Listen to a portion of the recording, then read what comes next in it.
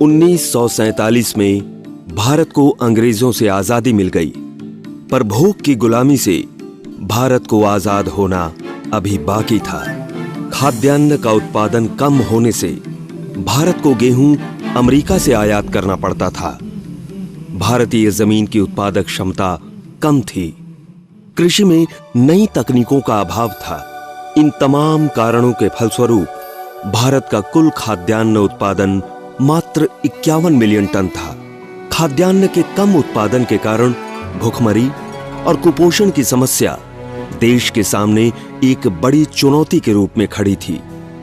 फिर 1960 में भारतीय कृषि में नई क्रांति की शुरुआत हुई, जिसे हम हरित क्रांति के नाम से जानते हैं।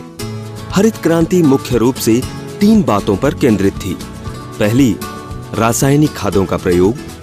दूसरी, कीटनाशकों, खरपतवार नाशकों का प्रयोग। और तीसरी, संकरित बीजों का प्रयोग। हरित क्रांति के फलस्वरूप भारत का खाद्यान्न उत्पादन बढ़कर 4 गुना से ज्यादा हो गया और भारत खाद्यान्न उत्पादन में आत्मनिर्भर हो गया। संपूर्ण भारत में खुशियों की लहर छा गई। पर बीते हुए 60 सालों में भारतीय किसानों की सिर्फ रासायनिक खादों पर निर्भरता ने कुछ नई समस्याएं भी खड़ी कर दी हैं। अगर हम पिछले 10 सालों का रासायनिक खादों का प्रयोग और उत्पादकता को देखें, तो वर्ष 2000-2001 से लेकर वर्ष 2010-11 तक जहां रासायनिक खादों का प्रयोग 68% बढ़ा, वहीं उत्पादकता में केवल 1.32% की बढ़ोतरी हुई है।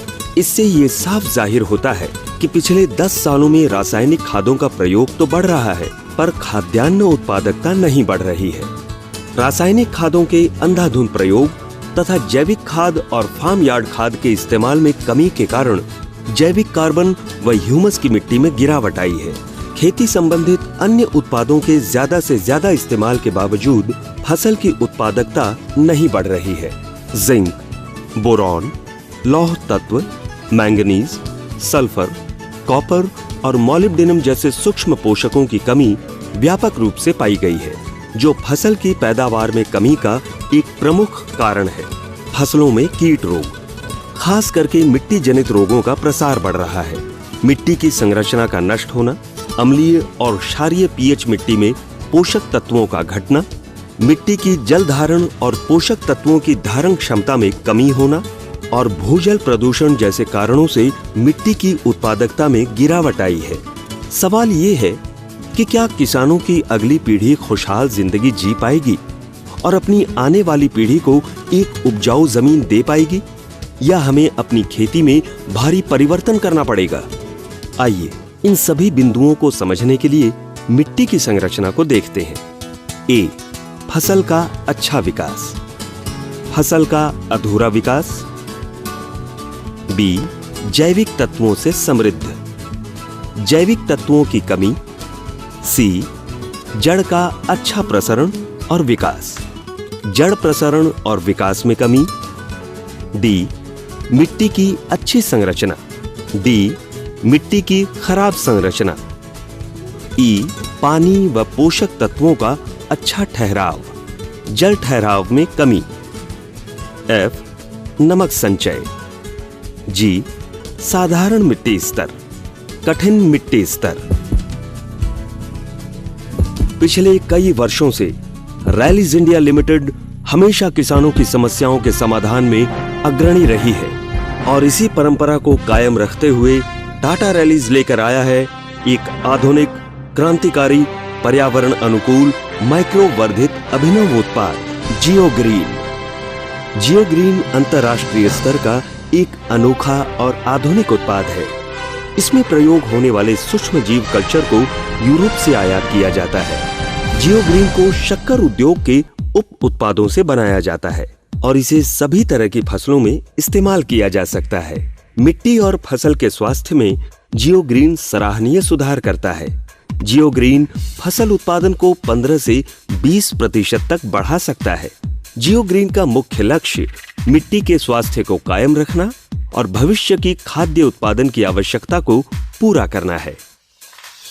जियो ग्रीन राष्ट्रीय जैविक प्रमाणीकरण संस्थान यानी कि NOCA द्वारा मान्य है। जियोग्रीन एक स्थिर और परिपक्व उत्पाद है जो अंतरराष्ट्रीय तकनीक के आधार पर निर्मित है, जिसको 3-4 महीने की अवधि के अंदर विघटित किया जाता है। जियोग्रीन में 70-75 विभिन्न लाभकारी सूक्ष्म जीव पाए जाते हैं। जियोग्रीन खरपतवार के बीजों से मुक्त है। जियोग्रीन रोग पैदा करने वाले जीवाणु से मुक्त है।